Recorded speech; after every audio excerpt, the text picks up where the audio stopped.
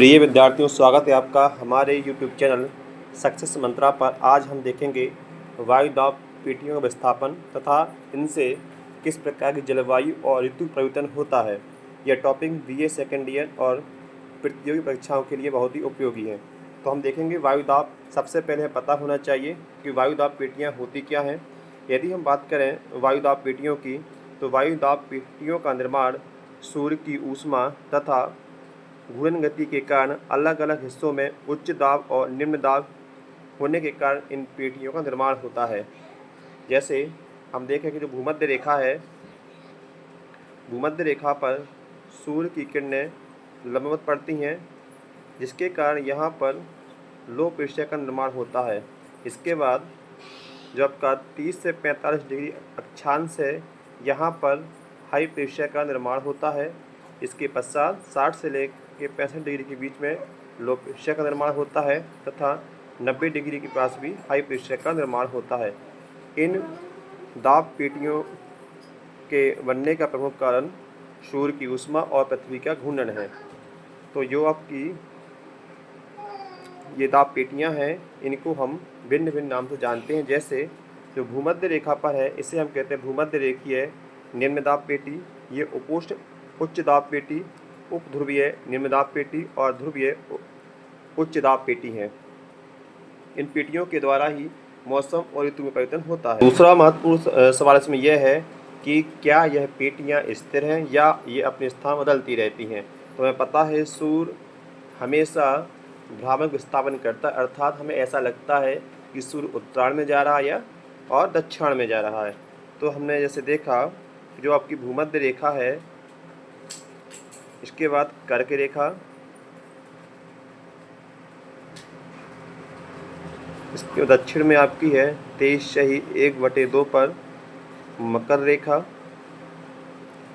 तो 21 जून को सूर्य कर्क रेखा पर होता है, अर्थात कर्क रेखा वह रेखा है, इसके आगे सूर्य कभी भी उत्तरी गोलार्ध में लंबवत नहीं जाएगा। तो 21 जून को सूर्य कर्क रेखा पर लंबवत होता है, जिसके कारण जो वायु दाब की पेटियां हैं ये उत्तर की ओर खिसक जाती हैं। इसके पश्चात सूर्य 21 जून के बाद 23 सितंबर को भूमध्य रेखा पर आता है, जिसके कारण जो दाब पेटियां उत्तर की ओर खिसकी थी पुनः अपने मूल स्थान पर आ जाती हैं। तत्पश्चात 22 दिसंबर को ये दाब पेटियां मकर रेखा पर जो सूर्य है वो 22 दिसंबर को मकर रेखा पर लंबवत हो जाता है, जिसके कारण ये जो दाब पेटियां हैं दक्षिण की ओर खिसक जाती हैं। इसके बाद 21 मार्च को सूर्य पुनः भूमध्य रेखा पर प्राप्त होता है या जो भूमध्य रेखा पर लंबवत हो जाता है, जिसके कारण ये दाब पेटियां पुनः अपनी स्थिति में प्राप्त होती हैं तथा इसके तत्पश्चात 21 जून को सूर्य पुनः मकर रेखा पर अवस्थित हो जाता है। जो दाब पेटियां स्थिर नहीं होती है क्योंकि सूर्य के भ्रमण विस्थापन से दाब पेटियां उत्तर एवं दक्षिण में विस्थापित होती रहती हैं। अब सूर्य के विस्थापन होने का प्रमुख कारण है पृथ्वी का झुकाव। हमें पता है कि पृथ्वी अक्षीय झुकाव 23 से 1/2 है, सूर्य की परिक्रमा, और अगला जो कारण है सूर्य की सीधे किरणें कर्क रेखा और मकर रेखा के बीच चलती हैं। ठीक है ना। तो याद रखना है कि विस्थापन की प्रमुख कारण क्या है। सूर्य का अक्षीय झुकाव, सूर्य की परिक्रमा, सूर्य का सीधी किरणें कर्क और मकर रेखा के बीच चलती, अर्थात जो सूर्य है वह कभी भी उत्तरी गोलार्ध में कर्क रेखा के पार लंबवत नहीं होगा और दक्षिणी गोलार्ध में मकर रेखा के लंबवत, इससे आगे सूर्य कभी भी लंबवत नहीं होता है। अर्थात जो सूर्य है उत्तर में कर्क रेखा तक और दक्षिण में मकर रेखा तक की गति करता है। इसके बाद जो अगला महत्वपूर्ण सवाल है वो है कि विस्थापन की सीमा क्या है, कि जो विस्थापित होता है तो कितने डिग्री अक्षांश ये वायु दाब पेटियाँ खिसक जाती हैं। तो हमें याद रखना है इन पेटियों का लगभग 15 से 15 डिग्री तक उत्तर तथा दक्षिण दिशा में खिसकाव हो जाता है। जून के माह में एक कर्क रेखा की ओर बढ़ जाता है तथा दिसंबर में यह मकर रेखा की ओर चली जाती हैं। जैसे हमने देखा था जो भूमध्य रेखा है यहाँ पर सूर्य 23 सितंबर को, जो आपकी कर्क रेखा है यहाँ पर सूर्य 21 जून को तथा मकर रेखा पर सूर्य 22 दिसंबर को लंबवत होता है। इसे याद करने का तरीका यह है कि 21 जून को सूर्य है कर्क रेखा पर, 3 महीने के पश्चात सूर्य आता है सितंबर, जून, जुलाई, अगस्त और सितंबर। तो सितंबर को सूर्य भूमध्य रेखा पर 23 सितंबर, फिर 3 महीने अक्टूबर, नवंबर और दिसंबर में सूर्य आता है आपका मकर रेखा, फिर 3 महीने दिसंबर के बाद जनवरी, फरवरी, मार्च, और मार्च को सूर्य फिर दोबारा 21 तारीख को भूमध्य रेखा पर लंबवत होता है तथा इसके पश्चात फिर 3 महीने अप्रैल, मई और जून, 21 जून को सूर्य दोबारा कर्क रेखा पर पुनः लंबवत हो जाता है। यहाँ एक बात और याद रखना है कि 21 जून उत्तरी गोलार्ध का सबसे बड़ा दिन होता है, क्योंकि यहाँ पर सूर्य कर्क रेखा पर लंबवत होता है, और जो 22 दिसंबर है ये दक्षिणी गोलार्ध का सबसे बड़ा दिन होता है, क्योंकि यहाँ पर सूर्य मकर रेखा पर लंबवत होता है।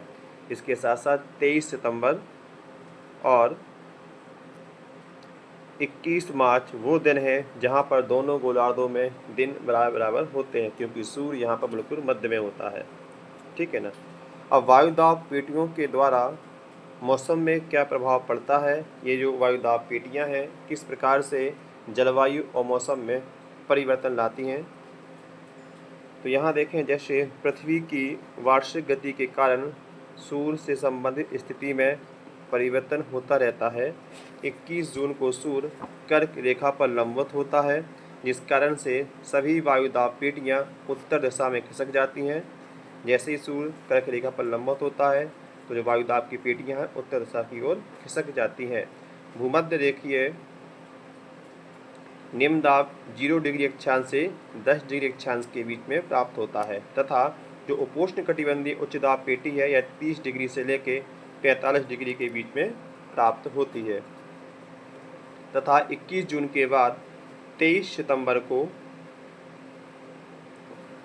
सूर्य भूमध्य रेखा पर लंबवत चमकता है, जिस कारण से वायुदाब पेटियां अपनी स्थिति में यथावत प्राप्त हो जाती हैं। इसके बाद सूर्य दक्षिणायन हो जाता है तथा 22 दिसंबर को यह मकर रेखा पर लंबवत होता है, जिस कारण से वायुदाब की पेटियां दक्षिण की ओर खिसक जाती हैं। सूर्य पुनः 21 मार्च को भूमध्य रेखा पर लंबवत हो जाता है, जिससे वायुदाब पेटियां पुनः अपनी स्थिति को प्राप्त कर लेती हैं। तो यहाँ पर हम देखेंगे कि किस प्रकार से सूर्य के विस्थापन, भ्रामक विस्थापन के साथ वायुदाब की पेटियां और उनसे संबंधित मौसम परिवर्तित होता रहता है। तो ये जो आपको एक स्थिति दिखाई, ये मुख्य रूप से 21 जून और 23 दिसंबर या ऐसे हम कहेंगे 22 दिसंबर की है। तो ये जो स्थिति आपकी है वो है 21 जून और 23 दिसंबर की। 21 जून को सूर्य कर्क रेखा पर लंबवत होता है और 23 दिसंबर को सूर्य मकर रेखा पर लंबवत होता है तथा 21 मार्च और 23 सितंबर को सूर्य इक्वेटर या भूमध्य रेखा पर लंबवत होता है। तो हमने देखा, हम देखते हैं कि यहाँ पर सूर्य की चारों स्थितियों को दर्शाया गया है, 21 जून, 23 दिसंबर, 21 मार्च और 23 सितंबर के बारे में। तो जब सूर्य 21 मार्च को भूमध्य रेखा पर होता है तो यहाँ पर हम देखते हैं कि आपकी जो पछुआ हवाएं हैं ये मुख्य रूप से 30 से 35 अक्षांशों के बीच में प्राप्त हो रही है तथा जो पछुआ हवा है ये आपकी पछुआ है और ये जो हवा है इसे हम कहते हैं व्यापारिक हवाएं 30 से 35 अक्षांशों के बीच में और पछुआ हवाएं 40 से 45 के बीच में प्राप्त होती हैं तथा ये जो स्थिति है उत्तरी गोलार्ध की है। अब यदि दक्षिणी गोलार्ध में देखें तो दक्षिणी गोलार्ध में पछुआ हवाएं 25 से 10 डिग्री के बीच में तथा व्यापारिक हवाएं 25 से 20 के बीच में और पछुआ हवाएं 30 से 35 अक्षांशों के बीच में प्राप्त होती हैं।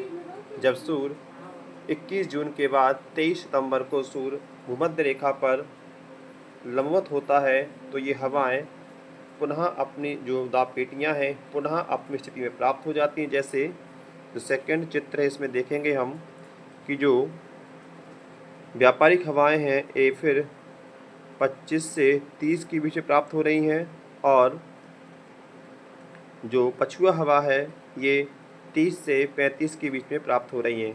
अब यदि यही स्थिति हम दक्षिण में देखते हैं तो यहाँ पर जो पछुआ हवाएं हैं वो 30 से 35 के बीच में तथा जो व्यापारिक हवाएं 30 से 35 तथा जो पछुआ हवाएं हैं वो आपकी 40 से 45 में प्राप्त हो।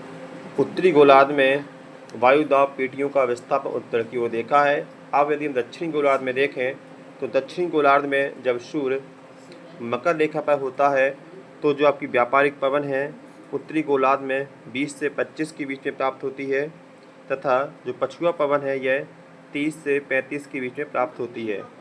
पर यदि स्थिति हम दक्षिण में देखें तो जो व्यापारिक पवनें हैं ये हवाएं 30 से 35 के रूप में तथा पछुआ हवाएं 40 से 45 के रूप में प्राप्त होती हैं। तो यहाँ पर हमने सूर्य के कर्क रेखा और मकर रेखा पर देखा कि यदि सूर्य कर्क रेखा पर है तो वायु दाब की पेटियाँ उत्तर की ओर खिसकेंगी, यदि सूर्य दक्षिण में है तो वायु दाब की पेटी दक्षिण की ओर खिसकेंगी तथा सूर्य 21 मार्च और 23 सितंबर को भूमध्य रेखा पर लंबवत होता है जिसके कारण ये दाब पेटियाँ पुनः अपनी स्थिति में प्राप्त हो जाती हैं। इसके बाद जो वायु दाब की पेटियाँ हैं इनके विस्थापन के साथ 3 जलवायु प्रदेश बनते हैं जिनमें से देखें हम तो यदि कोई महाद्वीप है इस महाद्वीप पर 3 प्रकार के जलवायु प्रदेश बनते हैं। जो महाद्वीप का पूर्वी क्षेत्र होता है यहाँ पर जो जलवायु क्षेत्र बनता है वो होता है चीन समतुल्य जलवायु और जो चीन समतुल्य जलवायु क्षेत्र होता है यहाँ पर मुख्य रूप से ग्रीष्मकाल में वर्षा 100 सेंटीमीटर के लगभग प्राप्त होती है तथा इस क्षेत्र में शीतकालीन वर्षा प्राप्त नहीं होती है।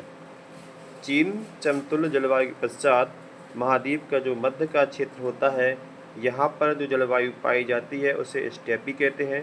जो स्टेपी जलवायु है यहाँ पर शीतकालीन वर्षा 25 से 40 सेंटीमीटर तथा ग्रीष्मकालीन वर्षा भी 35 से 40 सेंटीमीटर के रूप में प्राप्त होती है तथा महाद्वीपों का जो पश्चिमी क्षेत्र होता है यहाँ पर मुख्य रूप से भूमध्य सागरीय जलवायु प्राप्त होती है और जो भूमध्य सागरीय जलवायु है यहाँ पर शीतकालीन वर्षा 100 सेंटीमीटर तथा ग्रीष्मकाल में यहाँ पर शुष्कता प्राप्त होती है। भूमध्य सागरीय जलवायु की अन्य महत्वपूर्ण विशेषता ये है कि यह क्षेत्र खट्टे फलों के लिए जाना जाता है अर्थात जितने भी खट्टे फल हैं भूमध्य रेखीय जलवायु में सबसे अधिक। कैसे वायु दाब पेटियों के विस्थापन से जलवायु और मौसम में परिवर्तन होता है तो इसका महत्व है कि जो विस्थापन है इसके कारण ही मौसम बदलते हैं, पवनों की दिशा बदलती है और भारत में मानसून आता है। यानी वायु दाब पेटियों का विस्थापन मौसम और मानसूनी चक्र के लिए महत्वपूर्ण है। तो ये था हमारा वायु दाब पेटियों का विस्थापन, इससे होने वाले परिवर्तन।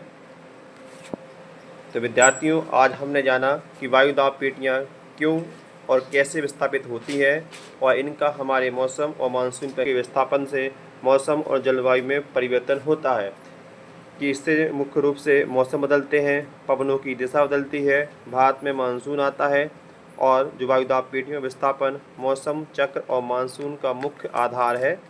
तो विद्यार्थियों आज हमने वायु दाब पेटियों क्यों कैसे विस्थापित होती हैं और इनका हमारे मौसम और मानसून पर क्या असर पड़ता है हमने जाना है। अगर यह वीडियो अच्छा लगा हो तो इसे लाइक करें, शेयर करें और सब्सक्राइब करना ना भूलें। मिलते हैं अगले लेक्चर में। Thank you.